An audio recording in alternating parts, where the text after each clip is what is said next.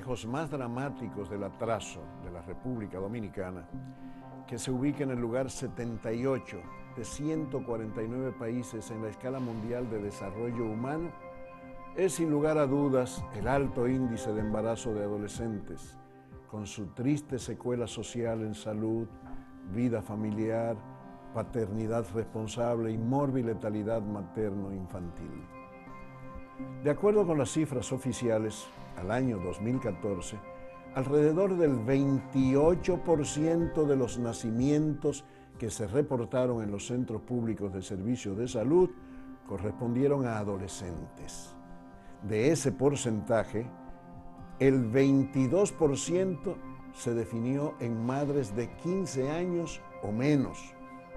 Más todavía, el 20.5% de las adolescentes dominicanas de 15 a 19 años han sido madres.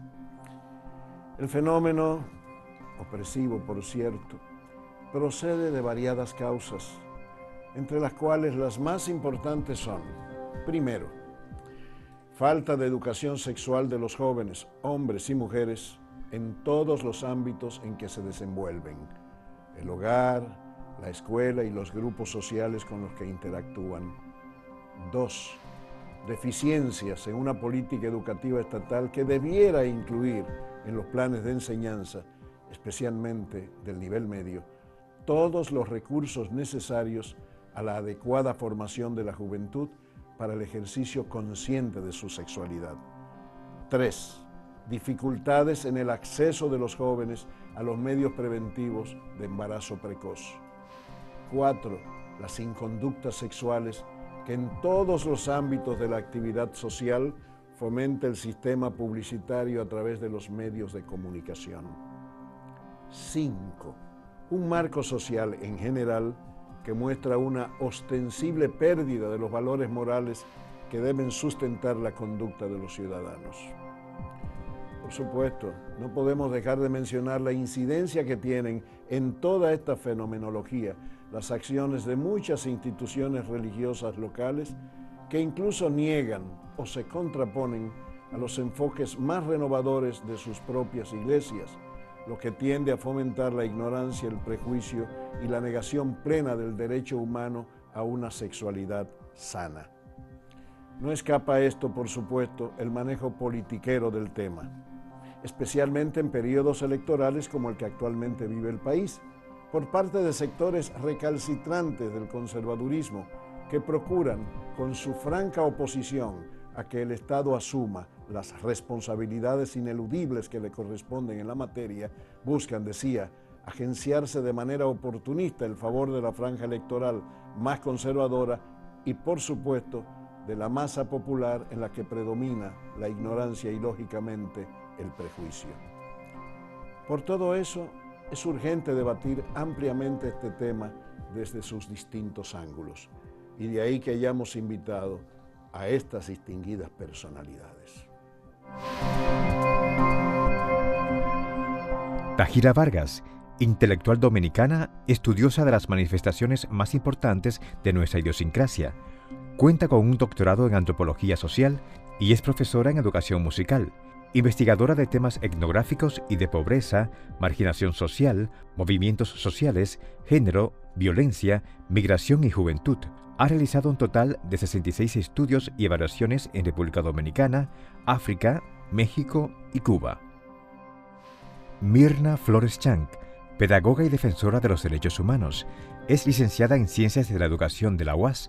Ha participado como expositora en procesos de capacitación y entrenamiento contra la violencia de género, así como en conferencias y congresos internacionales y nacionales relacionados con género, derechos sexuales y derechos reproductivos. Entre otros desempeños profesionales, ha sido directora de educación del Centro de Investigación para la Acción Femenina, CIPAF, y trabajó en el programa de la mujer de la Asociación de Estudios y Acción Social de Panamá, ASEASPA. Desde 1999, ha desempeñado diferentes funciones en Profamilia, donde actualmente se desempeña como gerente del programa Género y Derechos. María Teresa Cabrera Ulloa, dirigente de la Coalición Educación Digna, Es una activista social y política comprometida con la lucha por la justicia social y defensora de una educación pública de calidad. Es egresada de la UAS con licenciatura en Filosofía y Letras, especializada en Educación Social, así como de la Universidad de Barcelona y el Centro Cultural Poveda. Ostenta una maestría en Desarrollo Humano Sostenible del INTEC y en Liderazgo Educativo de la Universidad Miguel de Cervantes de España. Desde el 2007 al 2015, formó parte del Comité Ejecutivo Mundial de la Internacional de la Educación en representación de América Latina. Lilian Fondeur, ginecobstetra, especializada en infertilidad de pareja, es directora general de los servicios de ginecobstetricia del Ministerio de Salud Pública. Su columna semanal en El Nacional y Acento y sus frecuentes comparecencias a medios la acreditan como una de las más importantes difusoras en un plano crítico de los temas relacionados con la educación sexual y la violencia de género. Es además autora del libro Las hijas de nadie.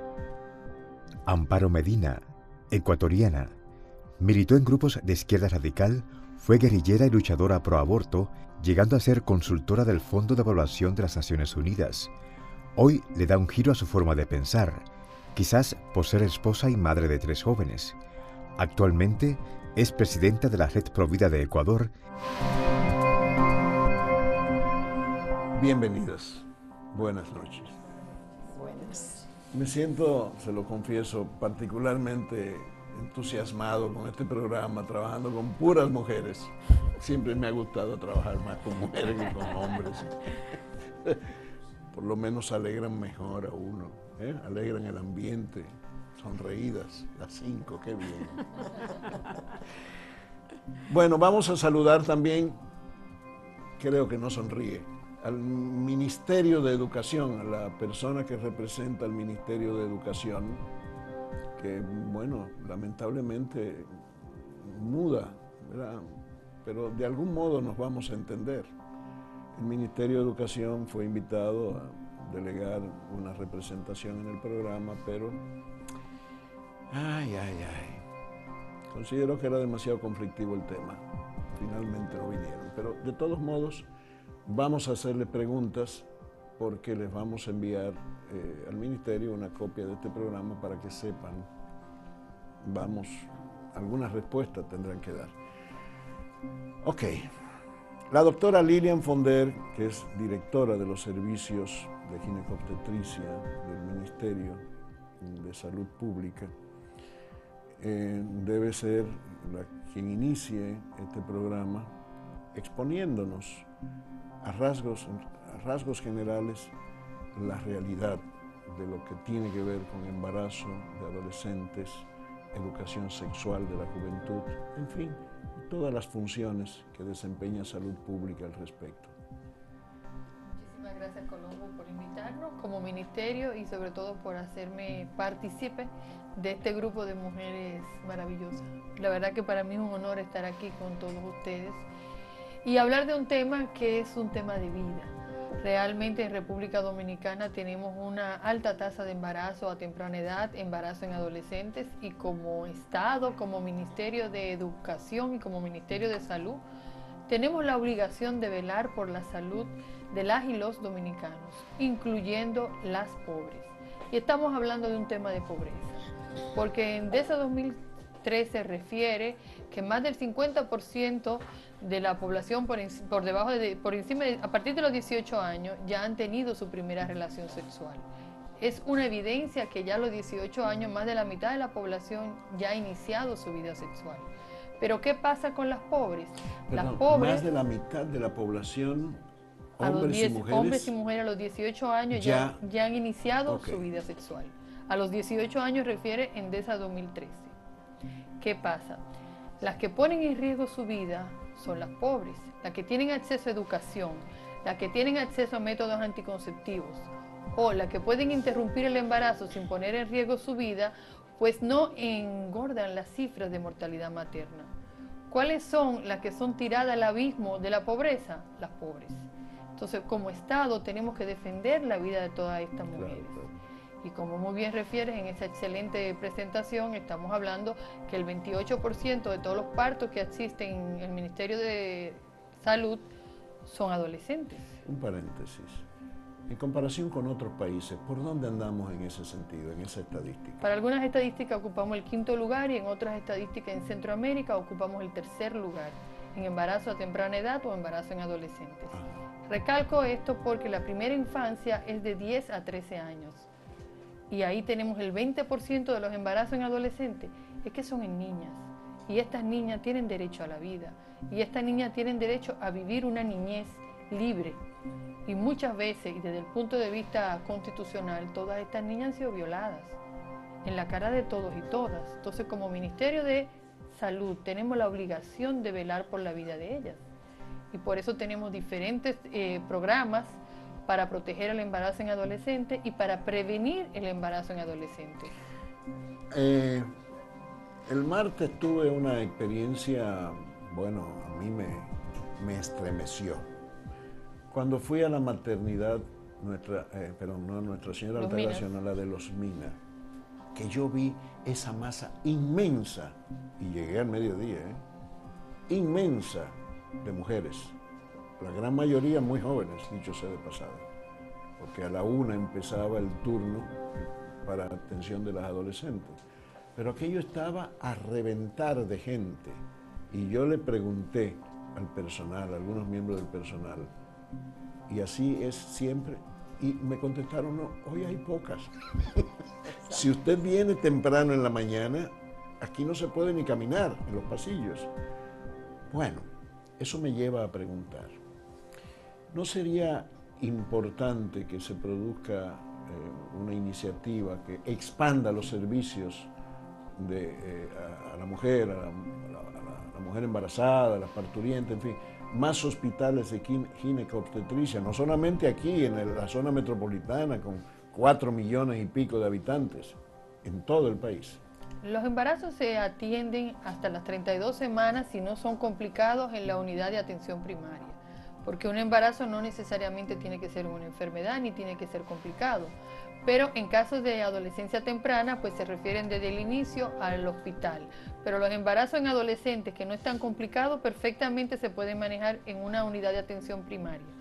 Ahora, lo que sí tenemos son 100 unidades de atención a adolescentes. Y esas unidades de atención no son solo para embarazo, sino también para prevenir el embarazo y para otras patologías relacionadas con la adolescencia. Pero tenemos 100 unidades en todo el país, además de que estas unidades de atención primaria también han sido capacitadas en la atención del embarazo en adolescentes. Yo creo que estoy por convencerme, no tienen que decírmelo, de que el capítulo más presionante que tiene el Ministerio de Salud Pública en cuanto a atención en salud es este. No me cabe duda ya casi. Llevamos ya 7 ferias de promoción de la educación sexual y reproductiva en todo el país. Y es importante recordar que esto sí es con el apoyo del Ministerio de Educación y también con diferentes ONG. Correcto. Dentro de ellas está también Profamilia, que es una mano aliada siempre en temas de promoción y educación sexual y reproductiva. Y hemos estado en las zonas más pobres, estamos hablando de Neiva, San Juan de la Maguana, Barahona, que es donde mayor incidencia en embarazo en adolescente hay, porque un común denominador para llevar a término el embarazo en adolescente es la pobreza. Bien, las invito a que veamos la entrevista que ayer le hicimos al director de consulta de allá de los Minas, el doctor Leonard Siur, que dice cosas bastante interesantes para que la comentemos, ¿no? Vamos a ver. Cuando hablamos de consulta en este hospital, ¿de qué estamos hablando? ¿Cuál es la masa que cada día se vuelca sobre estas instalaciones para ser atendida por los héroes que trabajan aquí? Bueno, cuando nosotros hablamos de consulta, estamos hablando de 28 diferentes consultas que se dan en el hospital, aunque es un hospital materno-infantil. Obviamente enfocándonos más en las mujeres embarazadas, siendo un hospital materno, y en pediatría, que es materno-infantil. Las otras son consultas de apoyo, de soporte. Y de consultas de embarazadas tenemos aproximadamente 6 consultas en la mañana y 6 en la tarde, y 3 de adolescentes, cuál es una de primera vez y 2 de seguimiento. Eso es, nosotros tenemos un promedio de unas 400 a 600 embarazadas por día. 400, 600 embarazadas, de las cuales, ¿qué porcentaje aproximadamente son de primera vez? De primera vez, de esas 400 a 600, de primera vez son 68 a 70. Podríamos hablar de que digamos 68 a 70 pacientes, no por ciento. No, claro. En el país hay índice de morbilidad muy alto y de servicios de salud en sentido general, no necesariamente morbilidad. Miles de personas en toda la nación dominicana cada día, miles y miles, acuden a los centros de salud públicos, ¿verdad? ¿Qué espacio, qué categoría en ese universo de atención en salud ocuparía esta maternidad? Bueno, nosotros, siendo un hospital de tercer nivel de referencia nacional, tenemos bastantes pacientes. Somos una de las más congestionadas, siendo la segunda maternidad del país en número de personas que la visitan.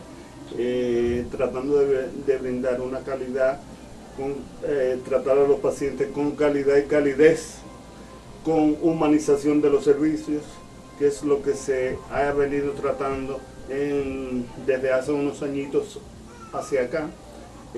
Quitar la imagen de que las pacientes o las personas tienen de lo que es salud pública, porque obviamente el servicio que se da en los hospitales es competente con las clínicas privadas, es igual, son los mismos médicos. Entonces hay veces que uno escucha ciertas cosas, no, que en los hospitales tratan a uno mal, no es verdad.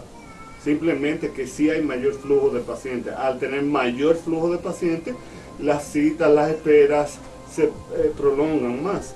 Pero el servicio que tratamos de dar es un servicio de calidad y estando al día con las cosas innovadoras y nuevas. Nosotros somos de referencia nacional, como les dije, donde de todas partes del país vienen aquí a esta maternidad. Bueno, esta es la entrevista, vamos, la parte sustancial de la entrevista. Lo que evidencia, como habíamos ya hablado, ¿verdad?, es la enorme carga de gente, de pacientes que llegan a este hospital. Yo me permití, y lo reitero, designar a esos médicos, enfermeras, todo ese personal como verdaderos héroes del trabajo, porque es impresionante la labor que les toca cada día, ¿no?, desde que amanece hasta que termina el día. Ahí habían pacientes que llegaron desde las 5 de la mañana y esperan horas para ser atendidas, pero es que no hay remedio, es demasiada la carga, francamente. Nada, yo quisiera que ustedes ponderaran, ¿verdad?, el contenido de esa entrevista. No sé, ¿quién de ustedes quiere opinar? Yo creo que los datos que muestra esta intervención del director de este centro pone en relieve, primero, que ciertamente el tema de los embarazos en adolescentes han alcanzado una dimensión casi de tragedia social en la República Dominicana.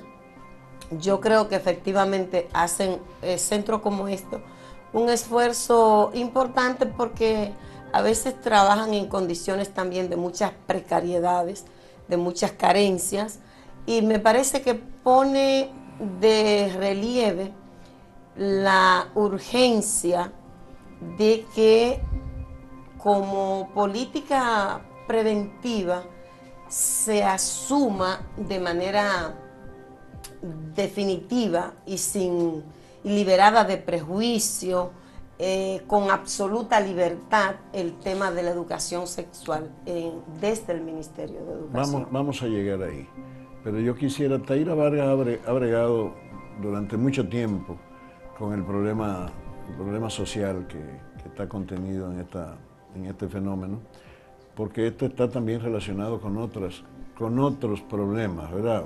El embarazo adolescente y está rodeado de una serie de inconductas sociales terribles, ¿verdad? Que bordea incluso la violencia de género y todo esto. Y a mí me gustaría saber, Taira, ¿verdad?, cuáles son tus consideraciones sobre este fenómeno, sobre esta sobrecarga del embarazo precoz. Mira, en los estudios que yo he participado sobre el tema de embarazo en adolescentes, nosotros tenemos cerca de 10 años haciendo estudios sobre este tema. Y definitivamente el tema es complejo. Es complejo porque nosotros hacemos una mirada muy sesgada de la realidad, en el sentido de que solo estamos mirando a la adolescente que se embaraza. No estamos mirando el rol masculino en el embarazo del adolescente. Si bien, como decía Lilian, hay más de un 50% de la población que ya a los 18 años ha iniciado la actividad sexual, es mayor la población masculina que inicia la actividad sexual en edades más tempranas que la femenina. Cuando tú miras una niña de 10 a 12 años, de a 13 años, embarazada, no es una niña que se ha embarazado, la han embarazado. Entonces, todos estos fenómenos que hay que mirarlo en el sentido de cómo la sexualidad en nuestra sociedad, por falta de educación, de orientación y por una falta de intervención en los temas de masculinidad, nosotros tenemos un problema muy complejo que implica violaciones, violencia. Nosotros no hacemos un análisis tan profundo como debiéramos hacerlo en todo el tema del abuso sexual en la niñez, de todo lo que está implicado ahí en ese tema y todo lo que implica para una niña, para una adolescente en el momento en que se embaraza. Bien, vamos a seguir. Llegamos al final del primer segmento. Volvemos después de este espacio.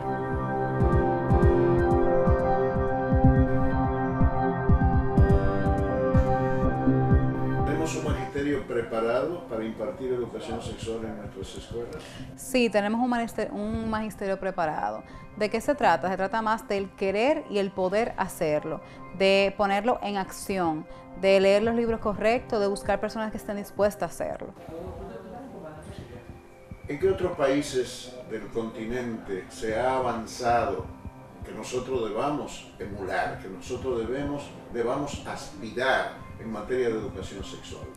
En educación sexual en México, es un país que en Latinoamérica es muy conocido por eso, porque es un país que tiene mucho auge en ese tema de tratar esas cosas en las escuelas. En Argentina y en Perú, son países que son muy conocidos por tener esa educación sexual en sus escuelas en Latinoamérica. Sabemos que hay en Europa, algunos países también, y Estados Unidos.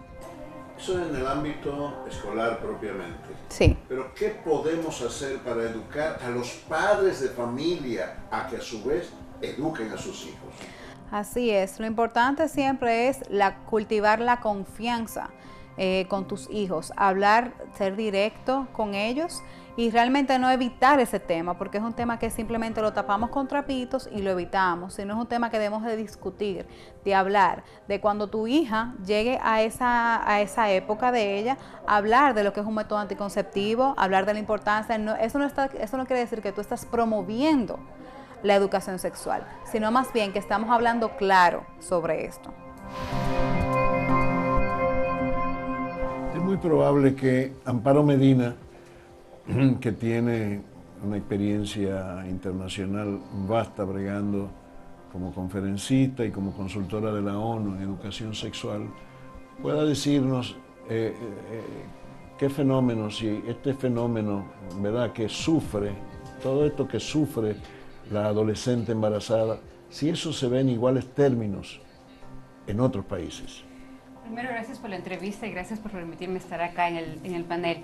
Una cosa que es importante tomar en cuenta es que sí, existe dentro de todos los estudios internacionales un perfil de la adolescente embarazada, Dentro de este perfil vemos que la familia tiene la parte fundamental de toda esta realidad de la adolescente embarazada, pero que también tiene un gran porcentaje de incidencia el tipo de educación sexual que reciben estos adolescentes. Entonces coincido con lo que decía la panelista hace un momento con respecto al varón. Estamos trabajando en una educación sexual basada exclusivamente en una información del uso de anticonceptivos y del uso de la sexualidad basada en el placer y no basada también en la responsabilidad. Entonces lo que nosotros hablamos es que si bien la sexualidad tiene que ver con el placer, también tiene que ver con la responsabilidad de lo que yo hago con mi vida y con lo que hago con la vida del otro. Entonces las consecuencias que vive la adolescente embarazada, que en la mayoría de los casos se queda sola o tiene problemas intrafamiliares con respecto al embarazo, está también relacionada con el rol que le damos al varón dentro de este embarazo, y ahí hay que empezar a trabajar muchísimo la inclusión de la paternidad como parte de este ejercicio de la sexualidad como consecuencia de, es decir, los chicos no pueden vivir asociando que la relación sexual no tiene nada que ver con el embarazo. Los chicos tienen que saber que como una de las consecuencias de una relación sexual puede venir el embarazo, y que el embarazo es la mejor noticia que pueden recibir frente a otras como el SIDA, como el virus de papiloma humano, como el herpes, que son los que más rango de incidencia tienen, porque estamos viendo acá nosotros como si el embarazo fuera algo cruel, algo malo, algo que hay que repeler, cuando realmente lo que está pasando en América Latina, y que muchos de estos programas de salud sexual reproductiva basada en anticonceptivos no lo dicen, es que la incidencia de enfermedad de transmisión sexual está creciendo muchísimo. El 46% de adolescentes que tienen una vida sexual activa pueden estar ya contagiados del virus de papiloma humano, por ejemplo, o del herpes, que no tiene nada que ver ni con el preservativo ni con ningún anticonceptivo, porque se transmite en piel a piel. Entonces yo pienso que aquí es importante empezar a darle un marco positivo al embarazo, es decir, no se puede ver el embarazo como algo malo, como algo dañino. Ya lo decía la doctora hace un momento, no es una enfermedad, pero también tenemos que empezar a ver sobre la educación sexual que reciben los chicos, las consecuencias de esa educación sexual y hacia dónde nosotros como sociedad queremos empujar con respecto a la educación integral que les damos a los hijos, que es a donde tenemos que apuntar. Correcto. Mirna Flores Chan tiene con toda seguridad mucho que añadir en este tema. La labor que ha hecho Profamilia a lo largo de tantos años, desde 1966, me corrige, ¿verdad? Así es. A esta parte es impresionante. Bueno, a mí me tocó trabajar en Profamilia, iniciar el capítulo de publicaciones de Profamilia en el año 75, cuando estaba en la vieja casona de la 30 de marzo. Nadie podía entrar al espacio donde yo trabajaba, el Olimpo. Eso era un problema serio, sin mi permiso. Perdónenme, es una digresión. ¿Qué labor han hecho ustedes? Más allá del libro, de lo que vamos a hablar más adelante, ¿verdad? Hablemos. ¿Qué labor, en términos directos, en términos presenciales, personales, ha hecho Profamilia en los últimos años en este campo? Bueno, el trabajo de Profamilia en ese sentido ha sido muy amplio y diverso. Desde abogar por políticas públicas vinculadas a la salud sexual y la salud reproductiva relacionada con la población adolescente y jóvenes y mujeres adultas, así como también en la producción de investigaciones, de estudios sobre el comportamiento del embarazo adolescente en República Dominicana. También se ha trabajado en las comunidades con la metodología de pares entre jóvenes y adolescentes de la misma edad en la prevención de embarazo, en la prevención de infecciones de transmisión sexual, en la creación de un proyecto de vida, entre otras temáticas. Y han trabajado con los adultos, que donde está el gran problema es ahí. Más que los adolescentes. Cuando trabajamos con los adolescentes en las comunidades se incluyen a papá y mamá. A papá y mamá, porque por es ahí donde está. ¿Y está siempre papá? Papá participa, por cierto. Bueno, no puedo decir que un 100%, ustedes saben cuál es la composición de la familia dominicana. Correcto. No tengo que dar muchos detalles, Pero sí quería decir que como resultado de las investigaciones, la experiencia del trabajo directo con las adolescentes y los adolescentes, hay una gran manipulación y un manejo medalaganario e irresponsable de parte de las personas adultas. Yo incluyo aquí a los padres, a los familiares, a las iglesias, las escuelas en sentido general. Las adolescentes tienen una falta de empoderamiento. Cada quien ve el embarazo y lo maneja desde su óptica, desde el prisma donde lo mira, desde el color de la gafa de donde lo ve. Y así mismo maneja esa relación con estas adolescentes. Hay adolescentes que quieren embarazarse. La pregunta que deberíamos hacernos es, ¿por qué se quiere embarazar un adolescente? Desean el embarazo. Desean el embarazo. ¿Por qué se quieren embarazar? ¿Por qué? Quizás hay explicaciones. En la familia hay violencia intrafamiliar, quieren escapar de esa situación. Independizarse. Exactamente. Creen que saliendo del hogar van a ir a otro espacio donde van a ser protegidas, buscando escapar de esa situación opresora que viven dentro de la familia. A veces son los padres quienes las venden. Recuérdese que hay un componente adulto en el embarazo, que no necesariamente, aunque lo haya, las adolescentes se embarazan de un par. O sea, de un par quiero decir de su misma edad. De su misma edad. Sino de una persona adulta que le lleva más de 10 años. Que la mantenga. Ahí hay otra manipulación. Incluso en los estudios, en grupos focales que se han hecho, en parte de los estudios que ha hecho Profamilia, como este sobre embarazo en adolescentes, que tiene un componente cualitativo. En ese componente cualitativo se hicieron entrevistas a profundidad y grupos focales. Y es sorprendente las cosas que decían ahí los adultos. Por ejemplo, tú encontrabas que un sacerdote analizaba el embarazo como un problema dependiendo de quién era el embarazador. Ya entiendo. Y hay como una actitud en la comunidad. O sea, el problema no es que esté embarazada la adolescente, es quién la embarazó. Ya, Un hombre bueno. Un hombre bueno, entre comillas, aunque esté casado, pero él es bueno.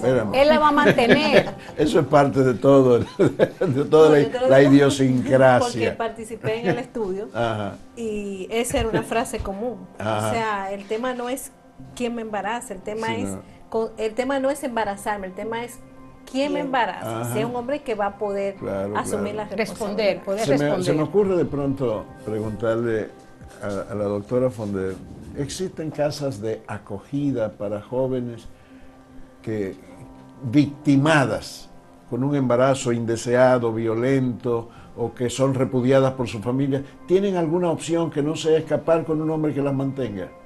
Todavía no la tenemos, pero estamos empujando a que eso ocurra. Sobre todo estamos tratando de visibilizar la violencia que explicaba muy bien sobre Tahira, sobre las niñas, porque es que son niñas. Cuando decimos la palabra adolescente, estamos metiendo en el mismo paquete una niña de 10 años y una adolescente de 17, y es imposible. O sea, la capacidad que tiene para defenderse una niña de 10, 11, 12 años de un violador, porque siempre es un adulto el que está alrededor y una persona con poder, la capacidad que tiene para defenderse es nula. Sobre todo que es una persona de autoridad. Entonces estamos tratando, y estamos ya en la fase final, de tener un borrador, un manual, para que todas estas menores de 15 años, que son niñas, puedan tener la protección de un marco legal, que sí tenemos el marco legal, pero que las pueda proteger. Les voy a presentar la entrevista de la colega Alida Giuliani, la primera entrevista con una muchacha de clase media que toma con una gran liberalidad el caso, ¿no? Un poco concurre a la afirmación de que muchas lo desean. Vamos a ver. Sí pensé en abortar en algún momento. Pensamiento que le pido a Dios que me perdone, pero sí lo pensé. Pieri también tenía 18 años y estudiaba en la universidad cuando se enteró de que su hijo Adrián venía en camino. Al contrario que Sol, ella sí tenía una relación estable y contó con el apoyo de su novio y de su familia. El conocimiento que tenía era yo lo adquirí por mi propia cuenta. Yo buscaba en internet, también algunas personas me orientaban, pero no era que algo se me enseñó bueno, en mi casa también me orientaban. Eso sí puedo decir, que en mi casa sí me decían, pero no con tanta claridad. O sea, no tal y cual son las cosas. Cuando uno sale embarazada, piensa como que eso va a tronchar lo que tú tenías establecido, o sea, los logros y todo eso. Yo siempre lo tuve claro, que eso no lo iba a tronchar en caso de que a mí me sucediera, pero sí es difícil, o sea, la vida se te dificulta totalmente, porque tú tienes mucho más responsabilidad y no es tan solo tener un bebé. También en tú pensar que tú tienes que formar a otra persona, o sea, tú tienes que educarla, que saberla guiar, y tú no sabes cómo hacerlo.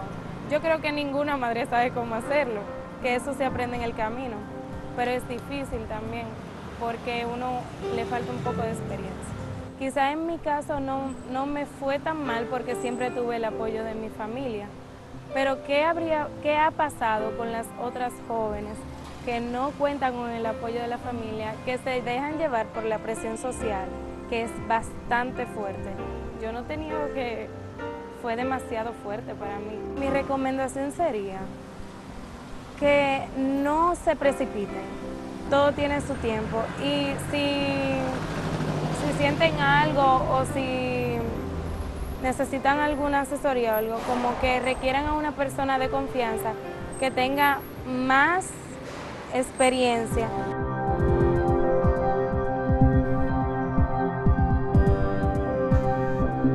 ¿Cuáles son tus aspiraciones en la vida? Que pienso estudiar derecho migratorio, así trabajar y tener un buen futuro.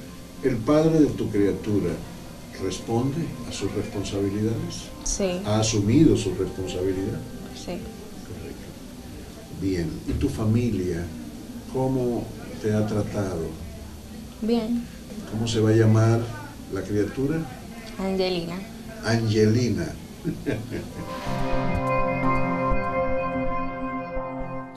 No sé, no conozco experiencias similares o materiales similares a este de otros países, pero tengo la impresión, me corrigen, de que esa guía pedagógica que se llama Hablemos es uno de los trabajos más completos que yo he podido conocer, con la cantidad de instituciones que participaron en su elaboración, con lo bien diseñado que está en todas sus partes. Yo pienso que Hablemos es un recurso sumamente importante para la educación de los adolescentes. A mí me gustaría que así muy a grandes rasgos Mirna Flores nos hablara de sus contenidos, su intención, su direccionamiento, en fin, todo lo que conllevó hacer esa guía pedagógica de educación sexual de adolescente que se llama Hablemos. Bueno, el manual Hablemos en cuestión es la edición número 3 de 2008, o sea, es un texto que ya tiene más de 5 años y que incluso estamos en proceso de revisión porque hay que actualizar contenidos. Su primera versión fue en 1984, hubo una segunda versión que se empezó a trabajar en el 98 y concluyó en el 99, y se ha usado para la educación de pares, se ha utilizado como texto de referencia por profesores, como texto de referencia incluso por profesores universitarios, como material de apoyo para las clases relacionadas con la sexualidad y con la reproductividad de los y las adolescentes y jóvenes. Posiblemente tenga que decir María Teresa Cabrera, que es una importante dirigente magisterial, dirigente de la Coalición de Educación Digna, y son los maestros los llamados a aplicar, vamos a difundir entre la juventud estudiantil este material. ¿Ustedes qué ¿Qué observaciones tienen sobre este documento? Bueno, yo en primer lugar habría que plantearlo a partir de la valoración de los docentes y las docentes que han trabajado con el material y la posición desde el sindicato, que es otra cosa, ¿no? Nosotros tenemos una experiencia de trabajo con maestros y maestras que la iniciamos en el 2007 con un programa de prevención del VIH-Sida en la ADP por poblaciones de escuelas. Los maestros y maestras que han estado participando en ese programa reclamaban, al final, cuando le ponían un formulario para que hicieran alguna sugerencia al sindicato, reclamaban que se le diera educación sexual, que se le preparara para trabajar el tema, precisamente porque vivían la experiencia de la realidad de las niñas y adolescentes embarazadas y el manejo del tema. Entonces, pero eso es ese segmento. Pero hay que decir que los maestros y las maestras tienen la formación que se le oferta, ¿no?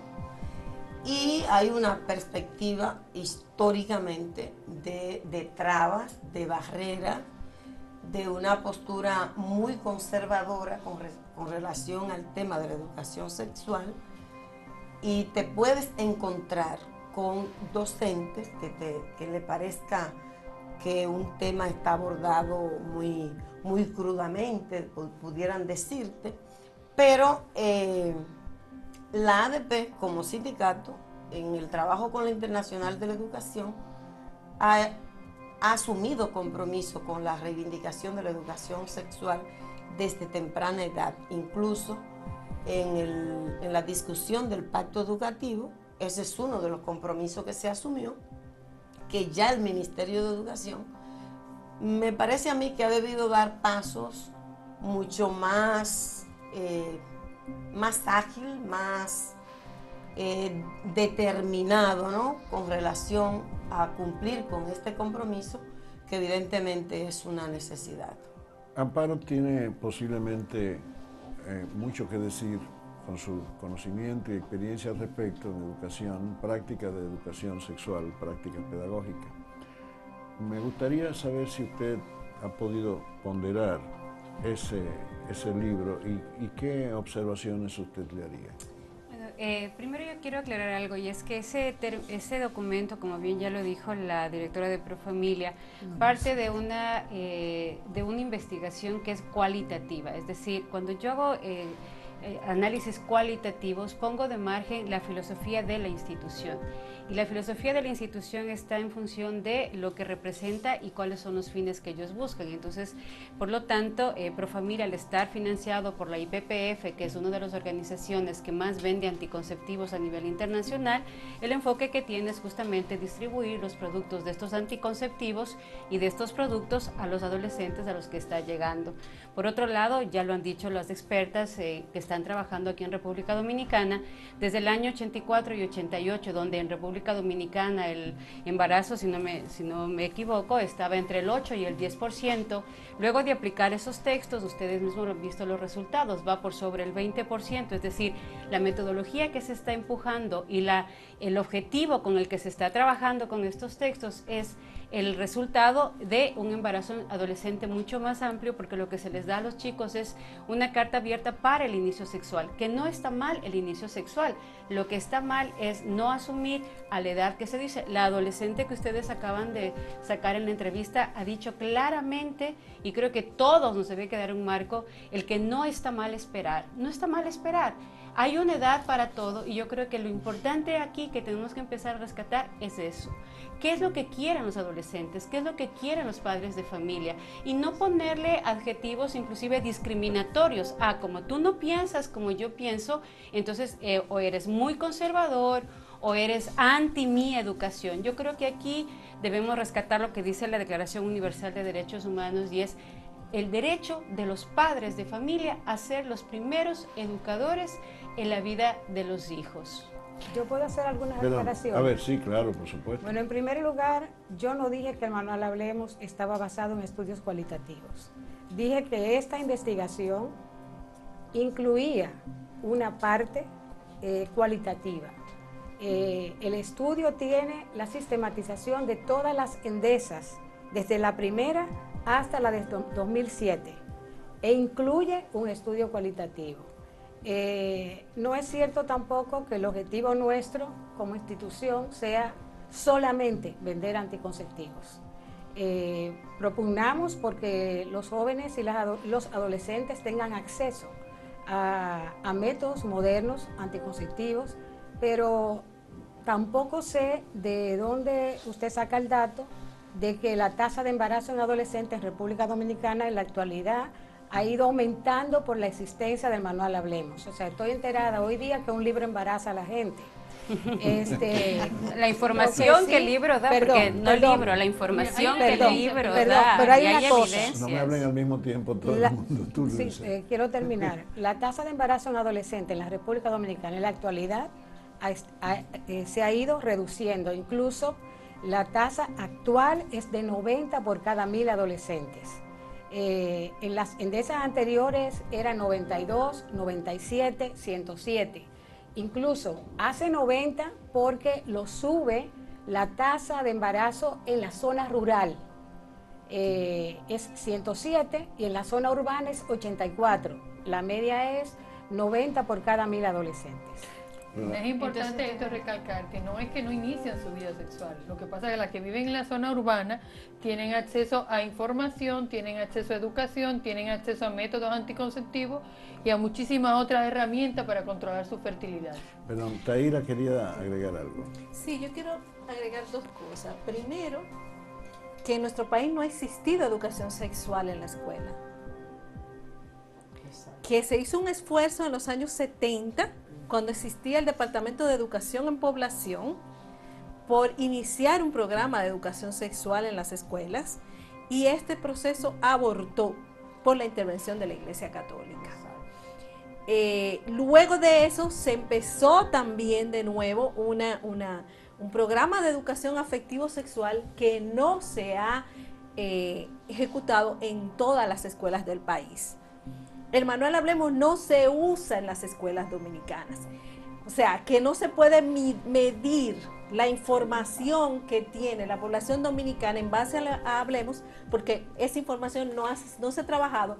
Y el otro punto sobre las familias, en los estudios que yo he hecho sobre el tema de maternidad adolescente, embarazo en adolescente, desde el 2005 a la fecha, la población adolescente que se embaraza destaca la poca información recibida de sus familias sobre el tema de la sexualidad. Y cuando entrevistamos a las madres y a los padres, incluso hemos hecho estudios en estratos medios y en estratos pobres, como el estudio de CONAPOFA del 2008, que tiene elementos cuantitativos y cualitativos, y en esas familias, las mismas madres, padres, tanto de estratos medios como pobres, destacan las pocas herramientas, el poco manejo que ellos mismos tienen para poder orientar a sus hijos e hijas. Yo quiero preguntarle al representante de Educación, del Ministerio de Educación, si han estado utilizando en las escuelas el manual Hablemos, o cualquier otro, si se está dando de manera consistente, sistemática, educación sexual en las escuelas. Ojalá que nos pueda dar alguna respuesta, o alguno de ustedes sabe si se está haciendo eso. En el mismo informe del Ministerio de Educación de República Dominicana afirma que el manual Hablemos fue trabajado, si no me equivoco, con 6.000 escuelas o algo así. O sea, hay un informe donde se trabaja con la escuela. Y no es que el texto embarace, yo pienso que uno tiene que también tener cuidado con las palabras que uno usa. La información que el texto da es la que está trabajándose.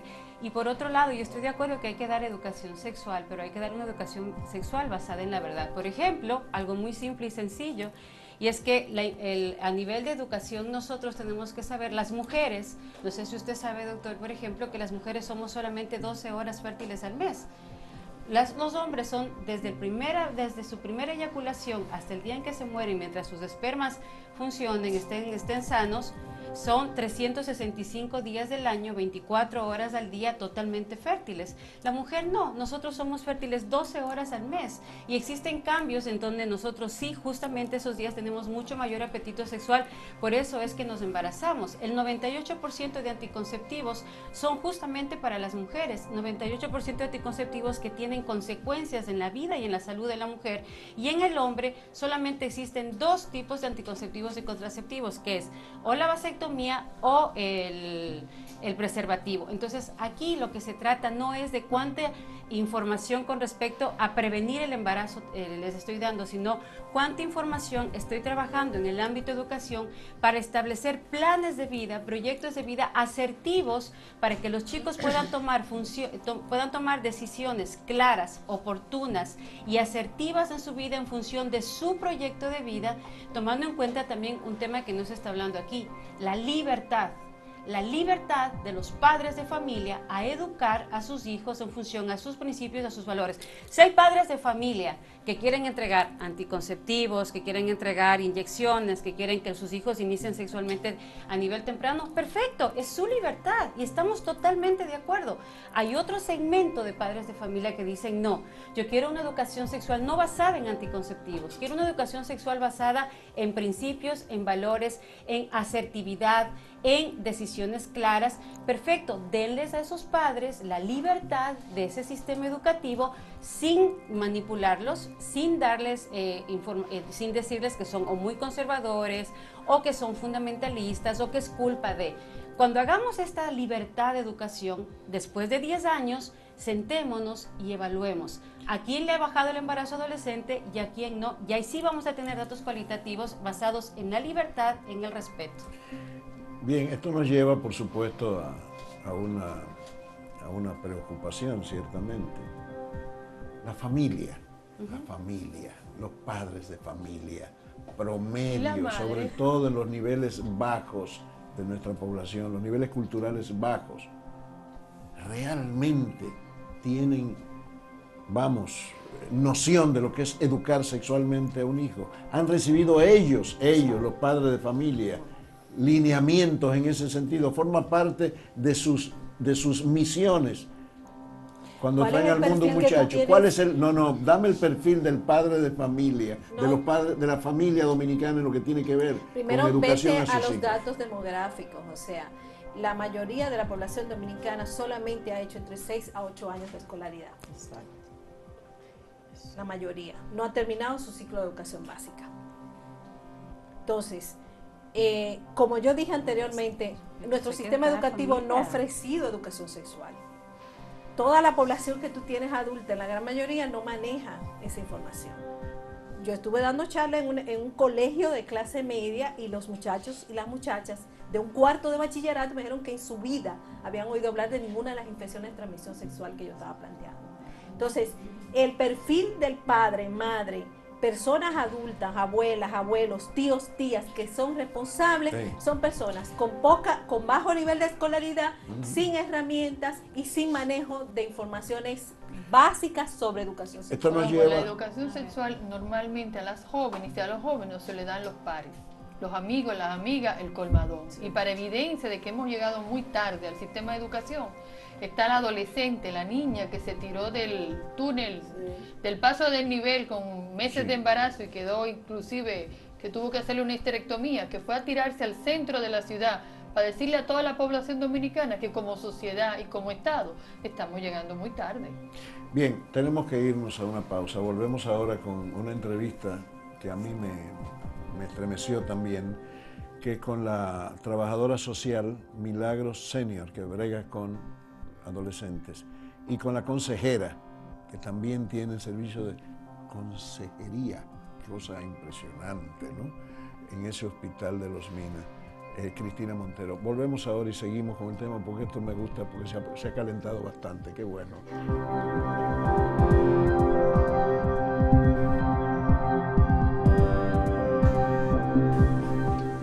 cuanto a las embarazadas, nosotros tratamos de ayudarlas cuando no tienen, o sea, informarles para que ellas saquen su cédula, para que ellas declaren al niño cuando ya dan a luz. Si la madre tiene algún problemita de salud, nosotros tratamos de contactar a sus familiares, dándole para que los familiares estén en cuanto a eso. De acuerdo con su experiencia, de cada, digamos, 10 embarazadas o madres adolescentes, más o menos cuántas son abandonadas, se quedan con el niño o la niña nada más sin garantía de sustento, de vida. De sus padres, o sea, los padres. Del padre de la criatura. Nosotros específicamente no tenemos un porcentaje, pero a mi entender casi un 6%, según manejamos. Un 6% sí, de esas muchachas, son madres el que la embarazó, emprendió la de Villadiego, se olvidó del caso. Es triste eso. Ese es un drama, ese es uno de los principales componentes del drama. Estábamos incluso hoy, teníamos una reunión hoy con la gente de la Junta porque tenemos que tratar de que esas madres, ellas declaren a sus hijos aunque el padre no esté presente. Porque no podemos que un niño salga sin declarar porque ella sea madre soltera, pero si ya tiene su documentación, pues tiene que declarar. A usted le toca bregar también con muchachas que han sido violadas, que son embarazadas por una violación, ¿correcto? Dígamelo porque... Sí, hemos tratado casos de madres que han sido violadas, o sea, jóvenes, adolescentes, y quedan embarazadas. Lo que hacemos es, se le da un seguimiento en cuanto a psicología, le damos un apoyo psicológicamente. A las madres para la fiscalía que pongan la querella, muchas veces ya ellas han puesto la querella, las madres, o sea, las abuelas de la criatura. Se le da el seguimiento psicológicamente, pues, tratándola de ayudar. Perfecto. ¿Qué hace usted cada día en favor de las adolescentes embarazadas? Bueno, cada día cuando ellas llegan aquí, las embarazadas por supuesto ya vienen al hospital. Nosotros le ayudamos, le informamos en cuanto a su regreso de nuevo, todas las cosas que deben hacer después que nosotros la vemos, después que ya vienen por primera vez. Y se le ubica en todo lo que es el programa que continúa con ella. Cualquier información, ayuda que le podamos hacer, pues la hacemos con ella.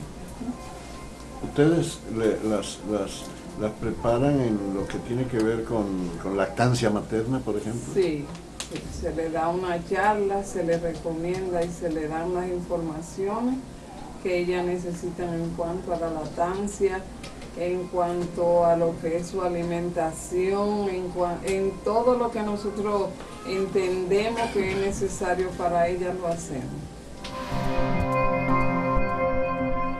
Bueno, con esta entrevista se me ocurre felicitar, sinceramente lo digo, a la División Materno-Infantil de Salud Pública, porque es una dimensión de servicio que va mucho más allá de lo simplemente, físico, ¿verdad? Va a lo humano, va a consideraciones trascendentes en muchos sentidos, ¿no? Y el trabajo que están haciendo ahí en Los Minas realmente es encomiable. Bien, nosotros dejamos la pista bastante caliente respecto a la escuela, el manual Hablemos, ¿correcto? Las observaciones que hace Amparo, y quisiera hacer referencia a propósito de esto, a las principales críticas que hemos escuchado, que sabemos que se le han hecho a este manual y que provienen de sectores muy conservadores de nuestra sociedad, en el sentido de que posiblemente estimule una liberalidad sexual en los jóvenes, que es contraproducente y que escapa al control de sus padres. Ahí me gustaría saber cuáles son las respuestas que en sentido general ha dado Profamilia a los cuestionamientos que se le han hecho a ese trabajo. Bueno, hay una serie de señalamientos que es muy difícil enfrentarlos y darle respuesta a percepciones porque si dos adolescentes aparecen tomadas de la mano, o que una abraza a la otra, y yo estoy viendo que se está fomentando el lesbianismo, ¿cómo yo voy a discutir eso? ¿Qué respuesta yo le voy a dar a esa situación? Que el texto es pervertidor. Bueno, ahí están los jóvenes con lo que Profamilia ha trabajado, con el manual, que lo investiguen. No solamente que denuncien por percepciones, que investiguen qué pasa con esos jóvenes, dónde están. Incluso en la Cámara de Diputados hay un diputado que era multiplicador y que utilizaba ese texto en el trabajo con sus pares. Hay otra joven que trabaja allá, incluso el día que fuimos como Profamilia a responderle a las comisiones que están encargadas de analizar el manual, se nos acercó y nos dijo: yo soy fruto de Profamilia, yo trabajé con el manual, trabajé con los jóvenes. O sea, que hay testimonios por donde quiera, pero los jóvenes están ahí, pueden salir, están ubicables, y que investiguen qué ha pasado con esos jóvenes, si son unos depravados, si son unos pervertidores, que son de las cosas que se le acusan al manual. O sea, son una serie de calificativos y una serie de improperios y de calumnias que yo, como ser humano y como cristiana que soy, yo no sé cómo responderle a las calumnias. Yo no tengo idea de cómo responderle a alguien que dice que el manual Hablemos está en una producción dentro del Ministerio de Educación gigantesca, una reproducción, y lo que había cuando fuimos a investigar en la página de transparencia del Ministerio de Educación, porque nosotros tampoco sabíamos, oye, ¿dónde que el ministerio, sin permiso de Profamilia, está reproduciendo el manual? Cuando vamos, lo que estamos viendo es un brochure de 6 caras que se llama Hablemos, sobre salud sexual y reproductiva, algo así más o menos es que dice. ¿Ese es un material que usa Educación para eso? Educación, se decía, una de las denuncias era que el ministerio estaba reproduciendo el manual Hablemos. El manual Hablemos tiene más de 600 páginas, bueno, ustedes lo tienen ahí. Y es un brochure de 6 caras que estaba el ministerio en una licitación dentro de su página de transparencia. Era lo que había. Entonces, ¿cómo yo le voy a responder yo no puedo responderle a las mentiras? Perdóname, que me hablen con hechos. Que quiero preguntar, bueno, Educación quizás me tenga las respuestas. La labor educativa en las escuelas en materia de sexualidad para jóvenes se reduce al manejo de un brochure de 6 páginas. Quisiera saber, no sé, María Teresa, ¿qué es lo que usa como material didáctico el Ministerio de Educación en las escuelas para hacer la labor de educación sexual en los jóvenes? Es que, como indicó Tajira, creo, en su intervención, realmente educación sexual en el sistema educativo no se imparte porque es muy conflictivo. Bueno, por eso no están, precisamente por eso no están aquí, porque es muy conflictivo, no están aquí. Porque todos sabemos que la Iglesia Católica tiene una influencia muy importante, claro, en este tema, que los que van a impartir formación humana lo designa la Iglesia Católica. Hay incluso liberado de participar en concursos y demás. Entonces, este tema de la educación sexual se ha manejado siempre queriendo no tener conflicto, contradicción con la cúpula de la Iglesia Católica, y de esa manera el Ministerio de Educación, como instancia del Estado que tiene que garantizar un derecho, porque este es un tema de derecho al final, o al principio, como sea. Es un tema de derecho humano, de derechos sexuales y reproductivos, son derechos humanos. Correcto. Entonces el ministerio rehuye a una responsabilidad que tiene, y lo hacen porque no quieren confrontar esos intereses. Y por eso, entonces, hay escuelas que a partir de iniciativa o porque cuentan con el apoyo o el acompañamiento de alguna institución, imparte educación sexual. Y yo recuerdo, siendo maestra en la primera comunidad donde yo trabajé, saliendo de la escuela normal, participé en un curso de educación sexual para trabajar con pequeño en básica, y yo comencé a trabajar el tema con mis niños y niñas de primero de básica, y al día siguiente uno de los niños me dijo que su madre le dijo que no le enseñe mala palabra. Entonces yo dije, bueno, evidentemente tengo que convocar un encuentro con los padres. Y yo convoqué un encuentro con las familias y comencé a abordarlo como si estaba con los niños y las niñas. Y ellos entendieron.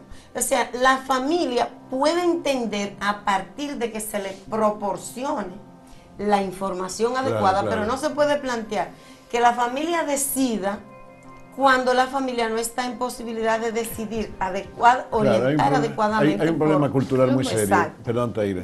Sí, mira, el tema de la educación sexual, es el vacío de la educación sexual es tan fuerte que hay instituciones que están ofreciendo charlas, porque ya los maestros le piden, por ejemplo, el grupo de la revista Respuesta, está ofreciendo charlas en centros educativos porque se le está pidiendo. Los maestros, las maestras se dan cuenta de que hay problemas vinculados a la salud sexual y salud reproductiva de sus estudiantes que necesitan aclaraciones que ellas no saben manejar.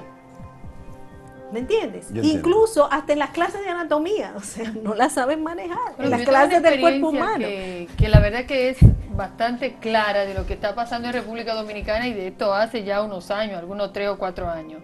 Justamente en San José de Ocoa me invita el liceo a dar una charla a través de una fundación. Y me dicen claramente, Lilian, que tenemos un problema muy grande de embarazo en adolescentes, pero por favor no hable del preservativo o condón, que eso no está bien visto, es una sociedad muy conservadora, estamos muy cerca de la iglesia. Y yo, perfecto, o sea, el privilegio de llegar a una población y darle información, pues no lo voy a decir que no por no hablar del preservativo, hay muchísimas cosas que enseñar. El preservativo es el arma más fácil, una gomita que puede salvar tantas vidas. Pero bueno, vamos a hablar de educación sexual, de la importancia del cuidado del cuerpo, este cuerpo con el que vas a tocar la vida, los 90 años que te toque de vida. Bueno, di la charla, más de 100 adolescentes entre 17 y 19 años. Bueno, un poquito menos, entre 16 y 19 años. Cuando termino la charla, que empieza en la sesión de preguntas, no hablé nada de método anticonceptivo, ni siquiera del preservativo. La primera pregunta de un adolescente... ¿Ustedes saben cuál fue? ¿Cuál fue? Delante de los maestros y las maestras y también de las personas más conservadoras. Doctora, ¿por qué el semen es tan salado?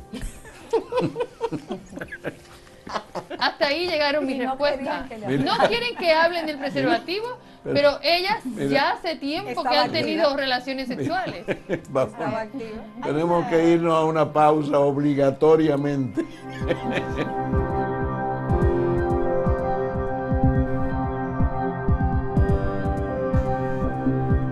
En la introducción del programa yo hice alusión a diversos concurrentes a toda esta fenomenología, ¿verdad?, que nos toca hoy debatir acá. Hay un factor concurrente, y es la responsabilidad del complejo de medios de comunicación en una sociedad sexista. El consumismo se alimenta, ¿verdad?, de sexo, ¿verdad?, de todo lo que tiene que ver con esta visión deformada de lo humano. Los medios de comunicación obviamente deben ser un instrumento para la promoción de valores, no para la promoción del desvalor.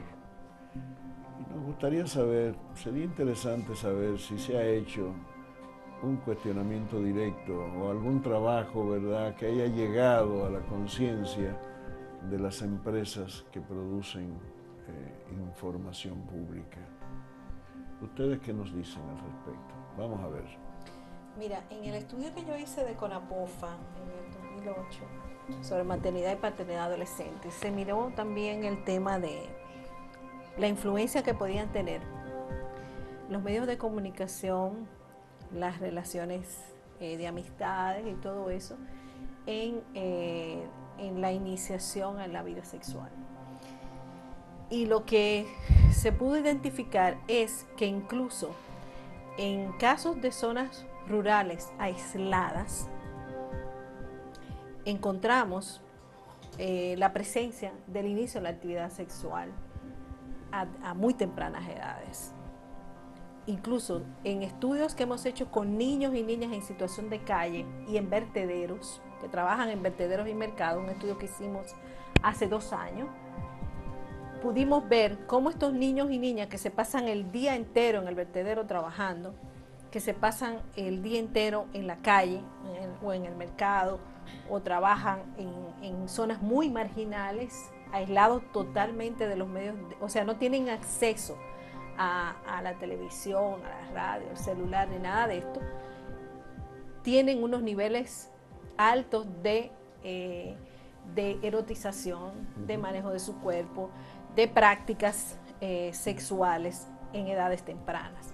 Y el ejemplo más claro también es que cuando hacemos historias de vida podemos ver que generaciones anteriores a nosotros, o sea, si miramos a nuestras abuelas, nuestras bisabuelas, a qué edades empezaron la sexualidad, y sabemos que empezaron también en edades muy tempranas, 10, 11, 12 años. Entonces, ¿qué pasa con el tema? Que definitivamente, si bien hay una erotización en los medios de comunicación, y eso lo podemos mirar en términos generales, y todo el tema de la sexualidad como objeto, como consumo, como venta del placer y todos los dispositivos que se venden, también existe una cultura del erotismo que va más allá y que está presente en nuestra sociedad independientemente de los medios de comunicación. O sea, encontramos ambas realidades que han transitado en nuestra sociedad, en la historia y en nuestra cultura, en todo este devenir histórico. La familia también ha tenido incidencia en esa parte del fenómeno. Los esquemas tradicionales todavía siguen siendo válidos en cuanto al rol de la mujer y el del hombre en la familia. Si es hijo, tiene un estatus. Si es niña, ¿verdad? La hija, bueno, su asignación es otra. Entonces hay un fomento también del sexismo y de, qué sé yo, de toda esta inconducta a nivel familiar también. Amparo posiblemente que ha tenido una buena experiencia a nivel de la ONU como consultora y que ha trabajado en numerosos países, posiblemente nos pueda decir si ha habido en alguno de estos países nuestros, en América Latina, no sé si en su país, en Ecuador, si haya logrado alcanzar algún nivel de conciencia y de avances considerables en materia de educación sexual de la población en sentido general y de la adolescencia en lo particular. Es importante tomar en cuenta el tema de salud sexual reproductiva que nace desde el año 94 y que viene de diferentes eventos internacionales marcados desde las Naciones Unidas, como fue Beijing, por ejemplo, ¿no? En donde se empieza a marcar la influencia del término salud sexual reproductiva y da como hecho el empezar a trabajar los derechos de salud sexual reproductiva. Entonces, no es que en República Dominicana se está hablando de esto. Ya desde el año 94, el 98 inclusive se empezaron a cambiar las leyes en todo el continente latinoamericano para empezar a trabajar el término salud sexual y reproductiva. Entonces, el tema está aquí es cuáles han sido los resultados. Los resultados han sido que la industria de la anticoncepción, que es la que financia estos programas a nivel internacional, ha ejercido una gran influencia en lo que son los términos y los contenidos de estos programas de salud sexual reproductiva, en donde se ha marcado durante todos estos años a todo el continente latinoamericano una gran influencia sobre el uso de anticonceptivos, sobre el aborto, sobre la homosexualidad sexualidad como base fundamental de sus textos y documentos. Lo que ustedes tienen ahí como Profamilia, el documento ese, no es de aquí de República Dominicana, ni fue hecho una investigación acá. Es un documento que circula en todo el continente, los textos son los mismos, los documentos son los mismos, los principios son los mismos, el objetivo son los mismos. Entonces, ¿qué es lo que nosotros hemos venido viendo y palpando? Y es una crítica que le hemos hecho a las Naciones Unidas. De hecho, en el año 2004 hicimos la primera evaluación, la del 2010 se ha hecho la segunda evaluación de los mismos programas de salud sexual y reproductiva. Yo participé en la de Chile, y una de las primeras críticas que le hacíamos aquí al programa es que tenemos que empezar a trabajar diferentes herramientas, que es urgente trabajar en educación sexual, es verdad, pero esta educación sexual no solamente tiene que estar basada desde un punto de vista ni genitalista ni biologista, sino que tiene que tener una visión integral como integrales del ser humano, tanto en la toma de decisiones como en el manejo de sentimientos, como también una responsabilidad en la parte corporal, un empoderamiento de lo corporal, pero y en el varón y mujer, ¿no? Yo vuelvo a la pregunta. ¿Hay algún país en el continente que haya logrado avances significativos en esta materia y que pueda servirnos un poco de referente? Los países que están logrando es los que están liberalizando y no imponiendo propuestas educativas. Por ejemplo, Estados Unidos, los países donde más se entrega anticonceptivos y donde este programa nació y de hecho ejerció una gran influencia en el continente latinoamericano. Desde el año 2010 empieza a marcar una liberalización de la propuesta educativa, y el mismo gobierno empieza a financiar programas que están basados, por ejemplo, en el aprender a esperar, el verdadero amor espera, que son parte de los programas. Inglaterra está por el mismo camino, no gestado desde el gobierno, sino que las mismas aseguradoras que ya no saben qué hacer con tantas infecciones de transmisión sexual en adolescentes están influenciando en las políticas gubernamentales. En América Latina. En América Latina en este momento estamos trabajando la liberalización, tanto por ejemplo en Colombia, y nos está yendo muy bien en lo que son la evaluación que se está haciendo. México lo está trabajando bastante bien. Chile está haciendo bastante bien. Los países que están más graves son aquellos que se está imponiendo desde el gobierno una manera de pensar con respecto a la educación sexual. Desde el gobierno. Desde el gobierno. Eso para a mí es muy significativo, porque uno de los signos de nuestro atraso, de nuestro retraso en esto, es la irresponsabilidad de nuestros gobiernos, del Estado dominicano en esta materia. ¿Verdad? Sometido al chantaje, a toda esta suerte, ¿verdad?, de influencias reaccionarias sobre la responsabilidad misma del Estado, y no solamente en educación sexual, en muchos aspectos. Entonces, efectivamente, es una responsabilidad del Estado, la educación sexual de este pueblo, ¿verdad? En eso estamos claros, y parece ser que esa misión no se está cumpliendo, como en otros países. Usted acaba de hacer alusión a eso. Claro, políticamente yo no creo en la estatización de las políticas sociales y educativas. Yo creo que políticamente es importante empezar a trabajar una visión diferente, porque de lo contrario le damos a la política una visión muy mesiánica, la salvadora, y la política es un medio, pero el Estado tiene el Estado es responsable de salvar la vida de esas 17 adolescentes que han muerto. Pero no puede imponer. No puede imponer una manera de pensar. Tiene que salvarle la vida. Ni la iglesia puede imponer una manera de pensar, ni el Estado. Perdón, no me hablen al mismo tiempo. Un momentito. Tenemos que mantener la vida primero. Okay. Y como Estado somos responsables de preservar la vida. Después puedes pensar diferente o no, pero primero hay que estar vivos. Exactamente. Y han fallecido hasta la fecha 17 adolescentes que como Estado, como Ministerio de Educación, como Ministerio de Salud, llegamos tarde.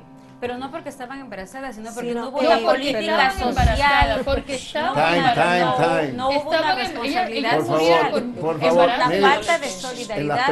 Hasta en las películas, cuando están peleando los vaqueros, hablan uno primero y después. Estamos argumentando primero la vida, primero estar viva. Así somos las y después mujeres, podemos considerar una posición u otra. Pero primero, para poder argumentar, tenemos que estar vivas.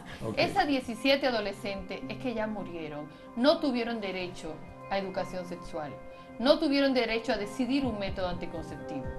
Entonces, esas 17 muertas, nosotros como Estado, como país, somos responsables. No podemos dejar que una adolescente más muera sin darle la oportunidad de información y métodos anticonceptivos. Pero además, yo te pregunto como doctora, ¿existe un método anticonceptivo 100% seguro? El mejor método anticonceptivo es la educación sexual. Pero no existe. Pero tiene que llegar antes. Hay un método anticonceptivo 100% seguro que yo le puedo decir a tu hija de 15 años que ese método es 100% seguro. Muchísimos métodos anticonceptivos. efectivo 100% muchísimo. ¿Cuál 100% El primero en la información. El primero en la información. Ese no es un método anticonceptivo. ¿Cómo que no es un método anticonceptivo? Si tú sabes, Colombo, cuál es tu época fértil. Educación. Es educación. Yo quiero Eso ir. es educación. Si tú sabes cuál es tu estamos época derivando el tema fértil, hacia no otro vas a tener aspecto. vida Espéreme, sexual. escúcheme, estamos hablando, estamos tocando el tema únicamente. Por favor, les voy a pedir que agotemos esa parte de la responsabilidad del Estado.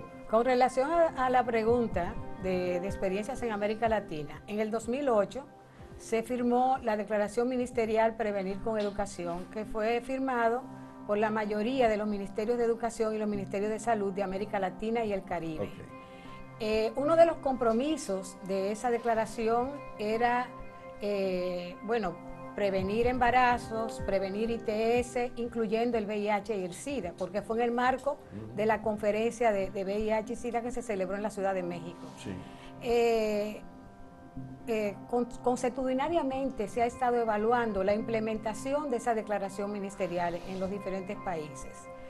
Y lo que se ha encontrado es que los países que están más avanzados en educación sexual y más avanzados en cuanto a disponibilidad y acceso a la salud sexual y salud reproductiva de jóvenes y adolescentes, el cumplimiento ha sido mayor. Encabezado por Cuba, Uruguay, son los países de América Latina, Argentina, que tienen menos niveles de embarazo y de infecciones de transmisión sexual.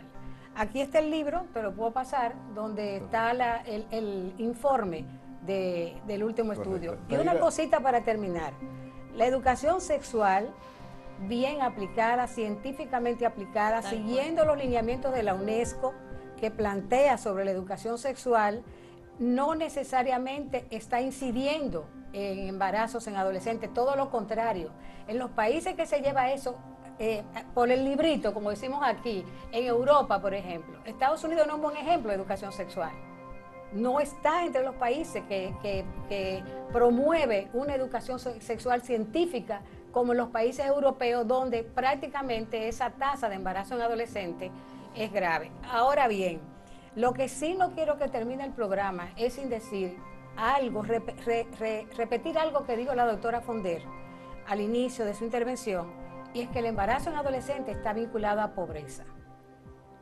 Okay. Definitivamente. Mire, tú querías decir algo. Con respecto, continuando con Mirna, tú no puedes plantear que el Estado no asuma una responsabilidad frente a su población en un país con los niveles de pobreza que nosotros tenemos, en un país donde ha habido un vacío de responsabilidad de Estado en educación y en salud. Por la Constitución de la República, el Estado dominicano tiene el deber de ofrecer educación de calidad en su población. Por la Constitución de la República, el Estado dominicano tiene el deber de garantizar los derechos a la vida, a la salud, a la educación de su población. Y ese deber no se ha asumido. No se ha asumido. Y la educación dominicana ha dejado de ofrecer garantías de derechos. Yo le tengo una pregunta. Perdóname, yo le tengo una pregunta a María Teresa, discúlpeme. María Teresa no es solamente educadora y líder del magisterial, es una activista social, una dirigente política de un partido político, miembro muy activo de Frente Amplio, ¿verdad? En fin, y hemos participado en muchísimas, junto con Lilian Fonder, en muchísimas manifestaciones, protestas, demandas, reclamos. Sí, claro. Me acuerdo de nuestra jornada por el artículo 30 de la Constitución. Exacto. Correcto, bien. Pero vamos a hablar de la presión social. Es que no hay presión social. Yo no veo a ninguna ONG, ¿verdad?, de la base social, ni siquiera juntas de vecinos, ninguna, nadie, presionando en este campo, cuando el fenómeno de la violencia sexual, ¿verdad?, de la agresión sobre la mujer particularmente, sobre el asunto de los abortos y todo, y yo no veo que haya una exigencia social, organizada, sistemática al respecto. ¿A qué se debe eso? Yo creo que efectivamente requiere una presión social lo suficientemente fuerte como para vencer el manejo, la manipulación del tema. Correcto. Primero, la actitud de chantaje con que se aborda el tema y la irresponsabilidad por parte del Estado. Yo creo que el tema de liberalizar es muy, entendiendo por liberalizar que el Estado deje de jugar, de asumir la obligación, porque no es solo un deber, tiene la obligación de garantizar este derecho. Como todos los derechos, es el Estado que lo tiene que garantizar. Yo creo que hace falta que efectivamente todos los sectores que decimos estar conscientes de que esto es una urgencia, lo asumamos y seamos capaces de articular, así como articulamos para el 4%, así como está el tema de la corrupción ahora, se pueda generar realmente un movimiento fuerte para que se cumpla lo que se firmó en el pacto. Correcto. Porque en el pacto se consagró. Lamentablemente. Sí, pero solamente quiero decir que es importante garantizar el derecho, pero no estatizar un modelo educativo. Y por el otro lado, yo he visto hace, no sé si es un mes, una marcha gigantesca que ha generado desde las familias en relación al tema de educación sexual. Por lo tanto, sí hay unas organizaciones sociales que están trabajando y hay que darles la palabra. No porque no les quiera, no quiere decir que no tienen derecho. Claro. Bien, lamentablemente, sinceramente lo digo, ahora que yo estaba ya acelerado con esto, se acabó el tiempo del programa, hora y media se fueron, de tal modo que me resta decirles que muchas gracias por haber asistido a esto, que ha sido fantástico. Y yo no dudo que a partir de estas exposiciones, nuestra gente, la que ve este programa, que yo espero que sea mucha, ¿verdad?, asuma conciencia de sus responsabilidades individuales y sociales. Muchas gracias. Gracias. No se pierda en nuestro próximo programa. ¿Será verdad que las grandes potencias desean fusionar los dos países de esta isla?